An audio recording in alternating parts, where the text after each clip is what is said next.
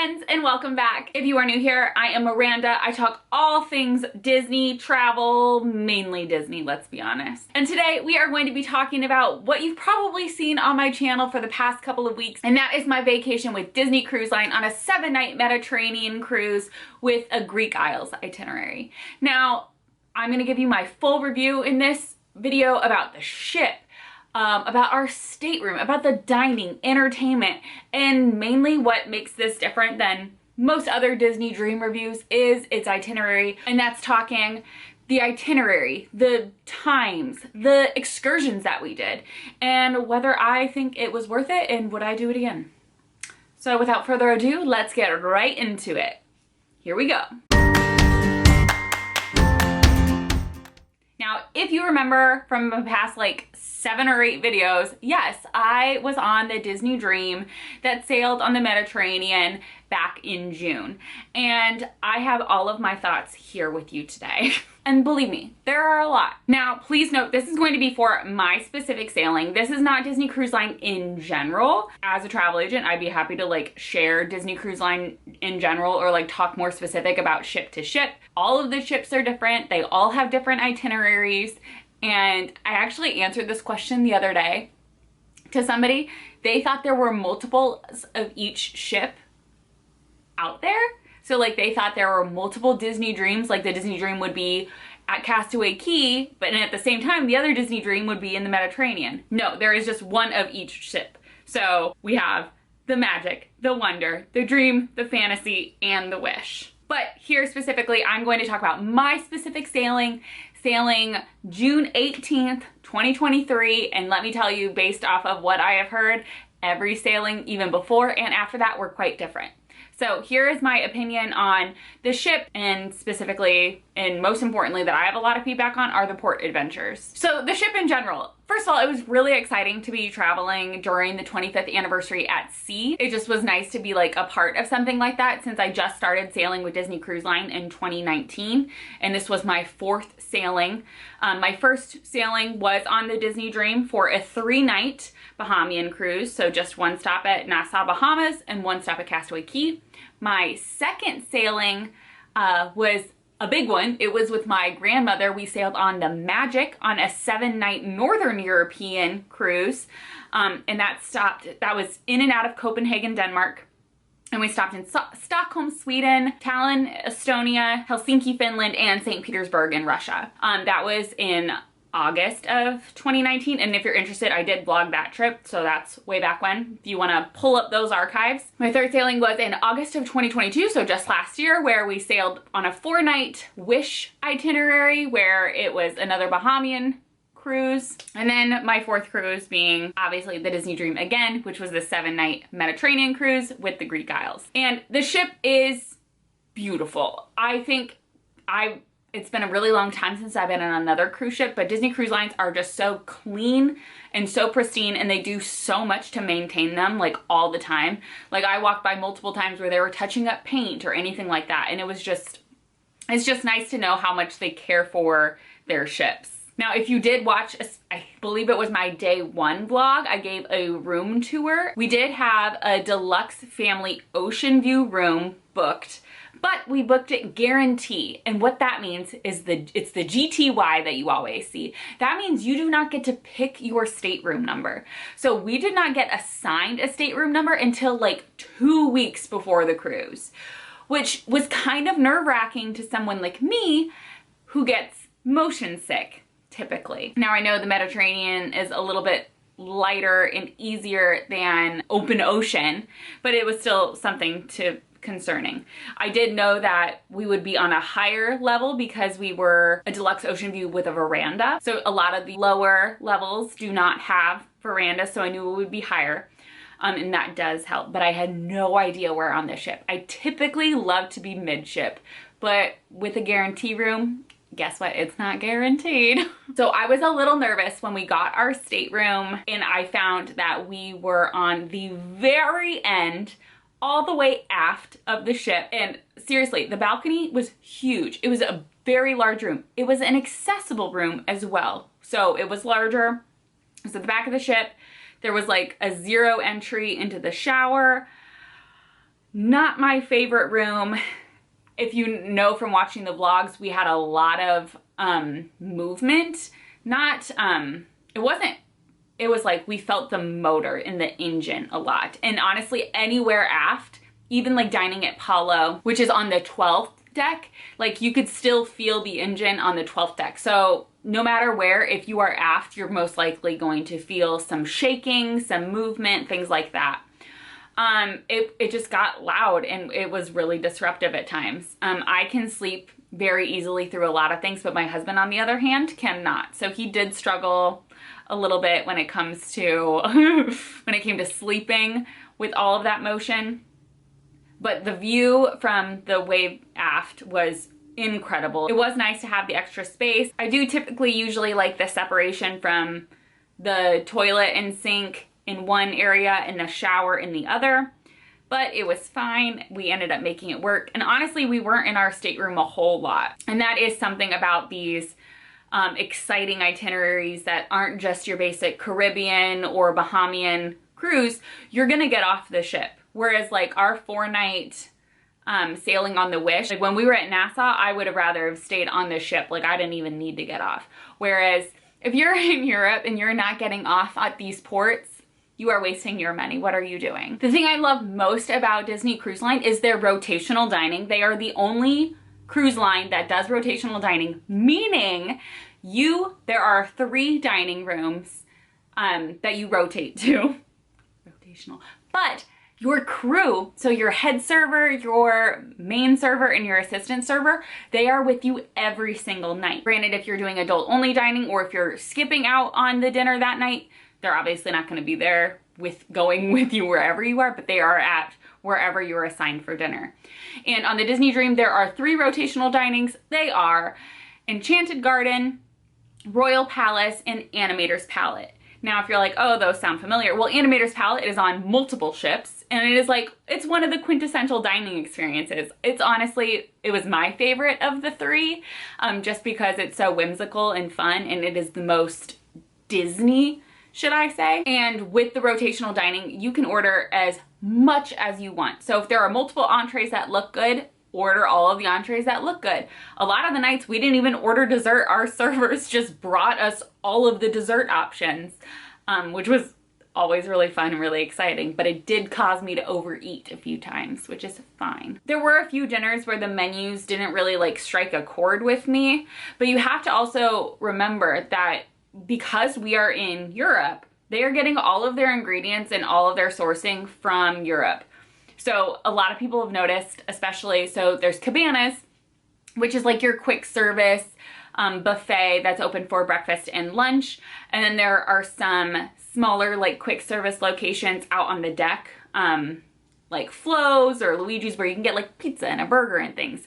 And like, they're not gonna taste like your greasy pizza and burgers that you're used to in America because they're ingredients from Italy. So they taste a little bit different. They taste a little bit less flavorful, I should say. But that's just something to note about them. We didn't complain at any point. I will say, like, now there are a few things with dining that we did not participate in. So when you are doing rotational dining, because there are 3 restaurants and you are only dining at one of them every night, if there is not something on that specific menu that you prefer, but one of the other 2 restaurants had something that you saw on the app that looked good, or you walked by their menu outside and you're like, oh, I wish I was having that tonight, or like you had something the night before, request it with your server and they will make it happen for you. We never came across that situation. We did definitely wanted to try whatever was on each menu, but that is an option for you. Another thing that we did not participate in was like Royal Palace.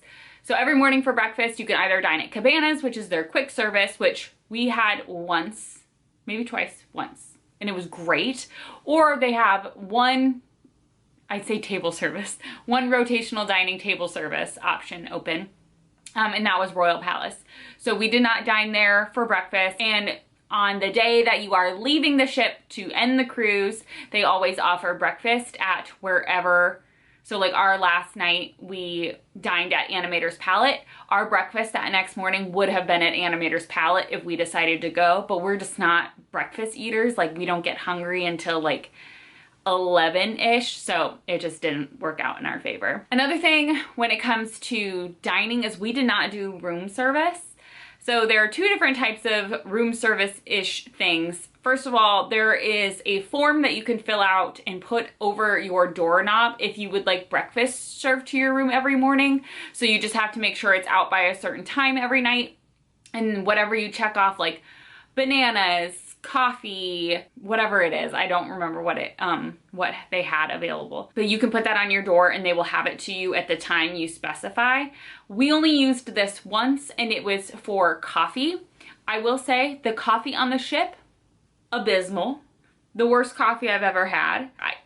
I don't know. I have no idea. I don't know if it's because we were in Europe and just regular drip coffee is not great there. Anyway, I don't entirely know. And the upsetting thing is, although coffee is included in your cruise package, which so everything with the room service, the things putting above your door, the rotational dining, that's all included in your price of the cruise. But if you wanted a drink with espresso in it, the salted caramel coconut latte, like the girl, like even just like an Americano, anything like that, that does cost extra. You do get a punch card, which I'll talk about in my Disney Cruise Line tips and tricks video, but you do get a punch card. It's like you get you buy 5, you get the 6th one free, something like that, whatever.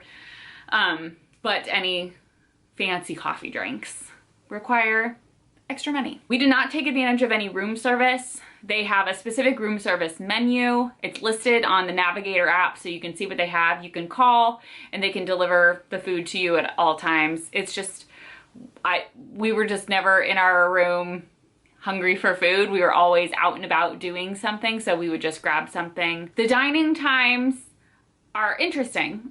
We did second dining. We always do second dining, and here's why. Here's why there's not really an advantage or disadvantage to either. So here's the advantage of eating at main dining, which that's what they call the first dining option. So this one was $5.30, I believe it was. If you're hungry, you eat first. You get rotational dining first. And then you see the show. If there is a show that night in the Walt Disney Theater, you'll see that at that 8:30 time or whatever it is. That's usually the schedule. So we were second dining, which we always do second dining because I always like to go to happy hour, go see the show in the Walt Disney Theater if there's a show happening, and then go to dinner. Then have a little break, maybe do a trivia, and then go to dinner. The biggest advantage of second dining on this specific itinerary is that a lot of the days we were at port, the onboard time was not until 7:30 p.m., 8 p.m. And so if you had main dining and you stayed off the ship that whole time, you missed out on dining that night. Like you did not have your dinner that night. So then you were forced, so if you wanted to take advantage of your dinner, you were forced to come back onto the ship early enough and not take advantage of your time in Greece. Who wouldn't want to do that though? So that was the disadvantage for anybody doing main dining. So keep that in mind if you are looking into a European cruise, that a lot of the times your port times may not be until later. And so if your dinner is at 5:30, you run the risk at missing that for that rotational dining. Now, also, if you watch my blogs, you'll notice that we did Palo brunch and Remy dinner. Those are adult dining options that do cost extra. For Palo, it was $45, and I believe since we've cruised, they have raised the price. I believe it's now $50 per person. Still 100% worth it, in my opinion. It is, for Palo brunch, oh, I think even dinner. I've never dined Palo dinner, but we did Palo brunch. It was so very good. Adult only, 18 and up. Reservations are a little harder to get, but we were able to snag one, which was great. And honestly though, I ate so much because it was so good. I wanted to just keep eating. I ate so much, I made myself miserable the rest of the day. And we had a Remy brunch, so not all sailings, I'm sorry, I'm all over the place. all sailings, all 5 ships have Palo, okay? All 5 of them. All 5 of them offer Palo brunch. 4 of the 5 ships have Remy, which is a little more fine dining of an experience. The Wish is the exception. They have Enchanté instead. For longer sailings, Remy will offer brunch. Remy will also offer dessert, like a dessert experience or whatever. We had booked a Remy brunch. We ended up canceling that brunch after we had Palo brunch because we only had 2 sea days. And so we had Palo brunch booked for our first sea day and Remy brunch for our second sea day.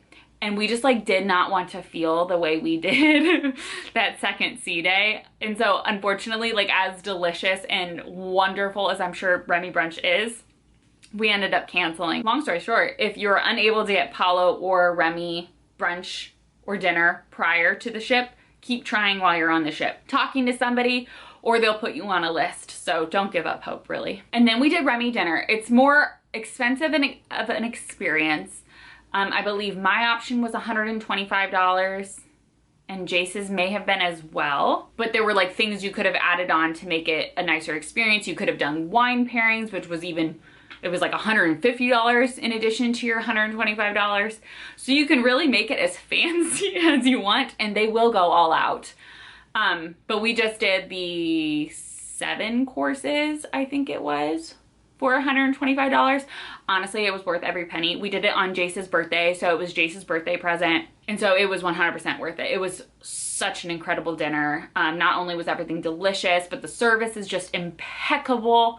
And you're like right up there on the water. It's just so, so beautiful. But please note that if you do have either of these experiences, either one of them for brunch or dinner, try not to plan anything right afterwards. They can rush the experience. They always ask you if you're doing something, like if you have something scheduled, like whether it be a massage or whatever, pirate night, and you want to see the fireworks, things like that. They'll always ask you if you have something so they can be mindful of the time. But we always say no, so we let them do their whole shebang because it's completely worth it. Speaking of the spa, there is Senses Spa where you have massages, there's the rainforest room and everything like that. And also I'll say also the fitness center, we'll just click that in. I did not actually do any of that this entire trip.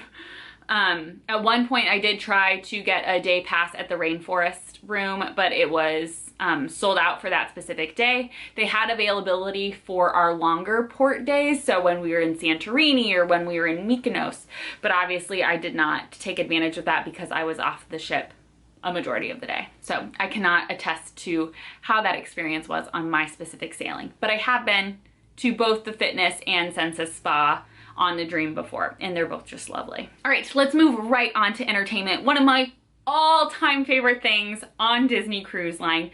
If you are not seeing these Broadway level shows on Disney Cruise Line, you are wasting your Disney Cruise Line experience. Now, there was a lot of feedback when it came to entertainment on the Disney Dream because here's the thing with shows. There are 3 shows on each cruise line. When there are 7 nights of sailing, do the math. There's 4 nights without, there will be 4 nights without entertainment in the Walt Disney Theater. And when I say that, I mean the Broadway level productions. They'll have something happening in the Walt Disney Theater every night, but it is not the shows that you are expecting. So we had 7 nights. The 3 nights that we had the entertainment was our first day at sea, which was night 3. We had it our day at Hanya because our all aboard time was 3 p.m. So there was a show that night. And then our last day at sea, which was night 7. So on nights 3, 6, and 7, we had something happening. We had the Broadway level shows happening in the Walt Disney Theater. The other nights, there were like magicians there. There was, what was it? So our sailing was on, I said June 18th earlier. It was June 20th. Pixar's Elemental came out on June 16th. So like halfway through the cruise, they were able to get, I don't know how that works. Like if they like send like a little DVD or disc to put into their system. But they did show Elemental one night, and I was kind of upset about it because they did it at like really awkward and random times.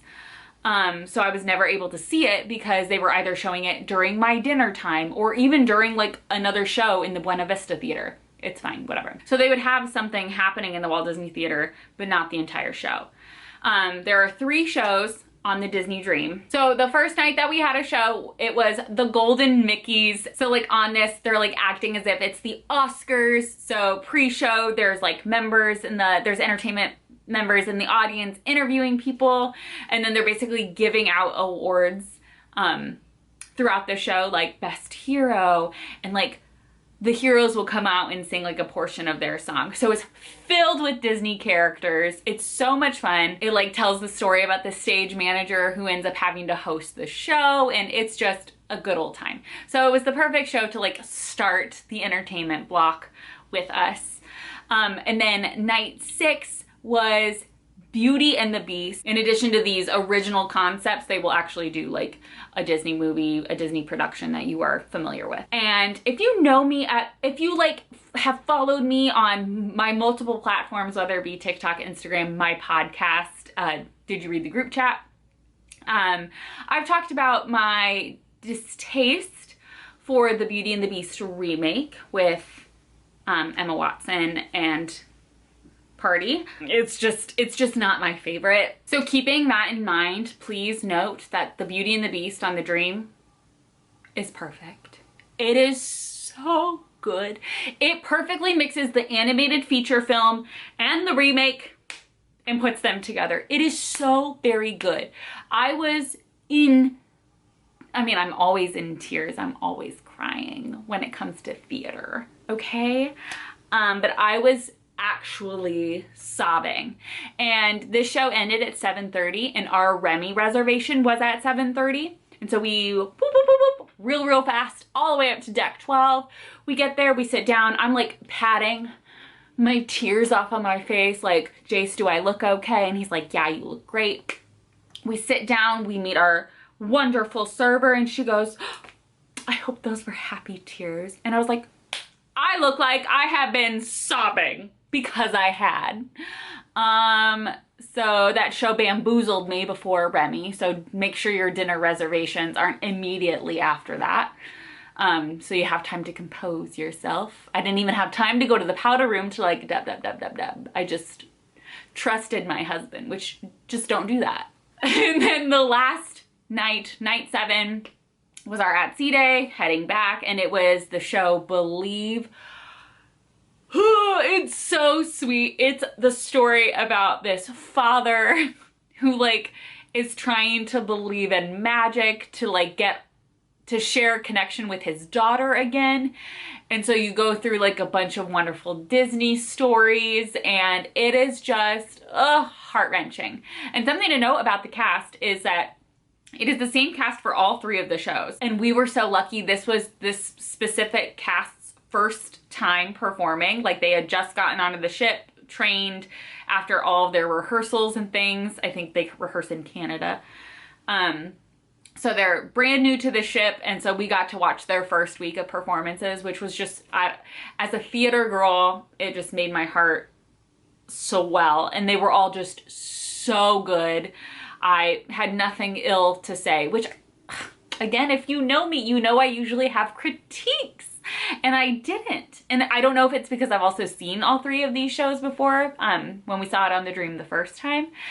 But gosh, good golly, just lovely. The only thing I don't like about the shows, I will say, is I don't like how popcorn costs extra. Why can popcorn, which is the least expensive thing that you could possibly make, why does that cost extra on the Disney Cruise Line ship? I just wish it was included. I understand that the line would be forever long. I don't know. I feel like just have little bags of popcorn ready for people to just grab and go. I think, don't know. But I was able, because there was happy hour every night, and shows usually started at 6:15 or 6:30. We would start at happy hour at 6 to get our discounted drinky drinks and bring them into the Walt Disney Theater. So that was like our little tradition. We would just go, we would get our happy hour drink, we'd watch the show. It was lovely. So those are the 3 like Broadway spectacles that they had. They also had like a violinist, this magician guy, or was he a ventriloquist? I don't remember. They had like a guitar singer duo. And so those people would bounce around from different lounges every night. So there was always live entertainment in all of the different spaces, and it was just really great. Also, considering entertainment, obviously character meet and greets are happening on the Disney Dream, and were happening this sailing. There were no like surprise characters. I will say it was cute because we were sailing on June 26th, which is 626 Stitch. So Stitch was meeting on 626 day, which I like, nobody's gonna notice that except for like me and a handful of other nerdy people.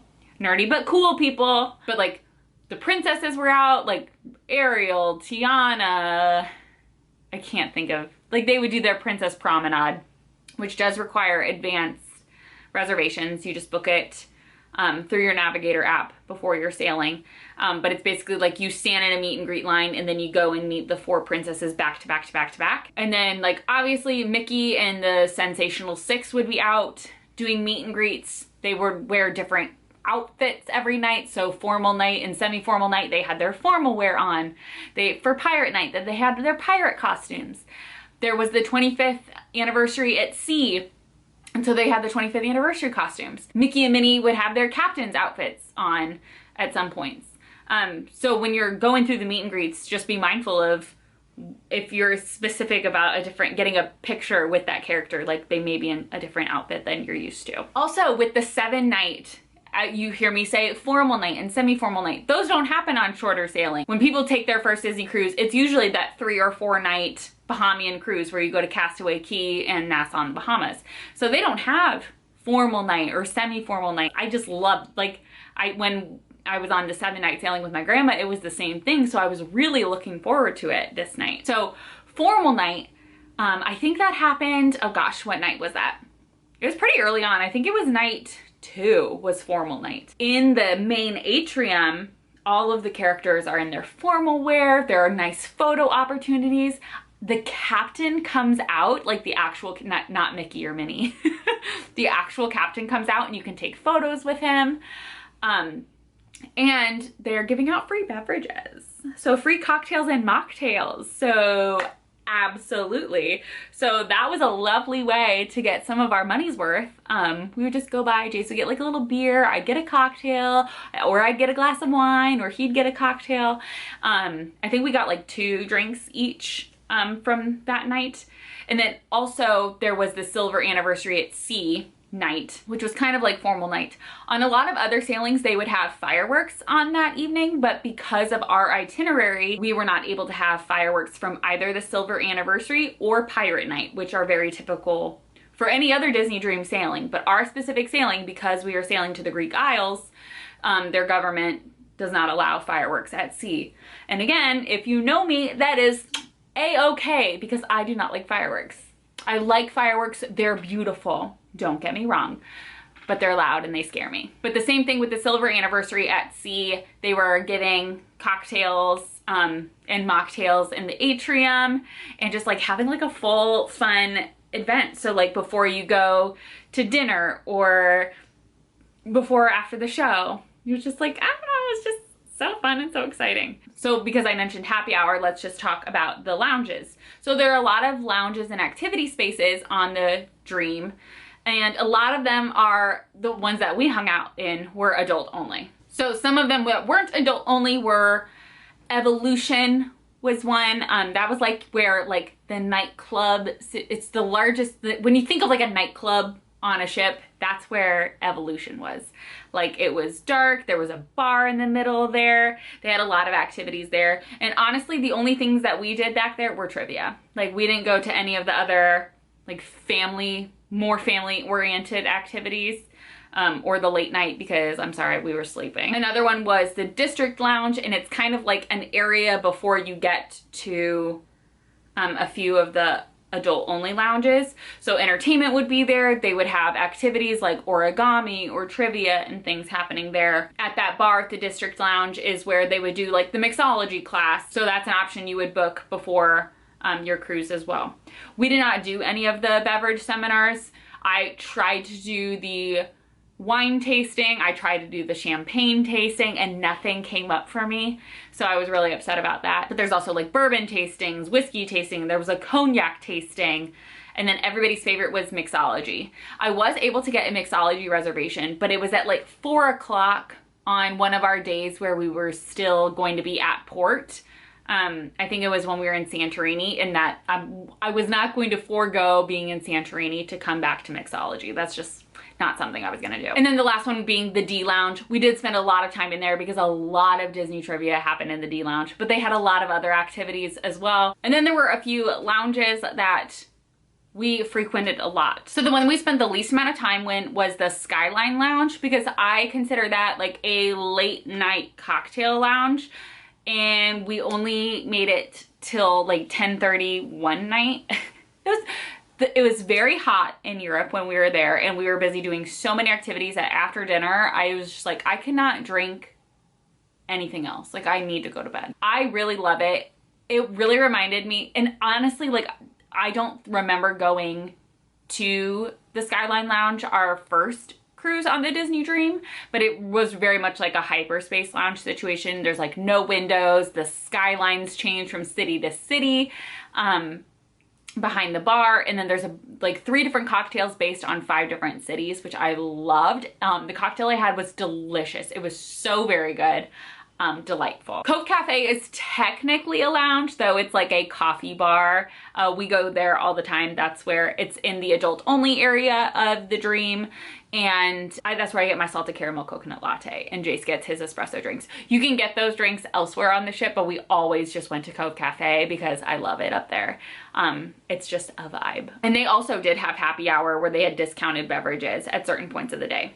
So every day, a different lounge. There were like 2 or 3 lounges that had happy hour each day. Again, the District Lounge, you can get a bar or a drink there. That's where I would get my limoncello spritzes. So good. Pink Wine and Champagne Bar was a place that like I wanted to love. Obviously I am a wine and champagne girly. Like we know this. It's what I do for work. Like I just love it. Every time we went in there was nobody there. And it kind of like, it was a very strange vibe. Obviously the cocktails, great. The wine options, beautiful, stunning. But like the atmosphere wasn't what we wanted. And that's by no fault of the bar itself. It was just very strange. There was nobody ever there. Bon Voyage is the bar that's in the main atrium. And honestly, like we spent more time here than we thought we would, because I don't know.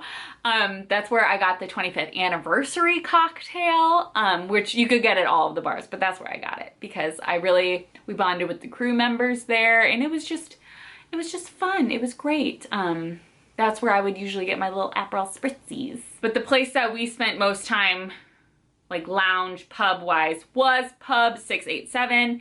Jace absolutely loved it. Again, I'm going to be talking more about this on like Disney Cruise Line tips and tricks, but he did get the Disney Cruise Line mug.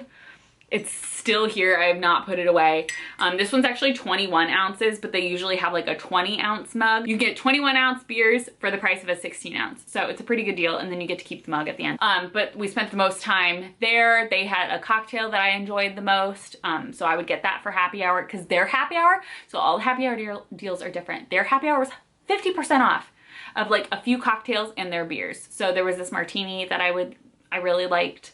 I think it was called the Shipbuilder's Wife, one of my favorites. So I would get that when it was happy hour. And then they had a lot of like the non-Disney trivias in there as well. So we just spent a lot of time in there, and Jace really liked the vibe, and so did I. So those lounges, like where it's just the bars, those are adult only. So children are not allowed in them.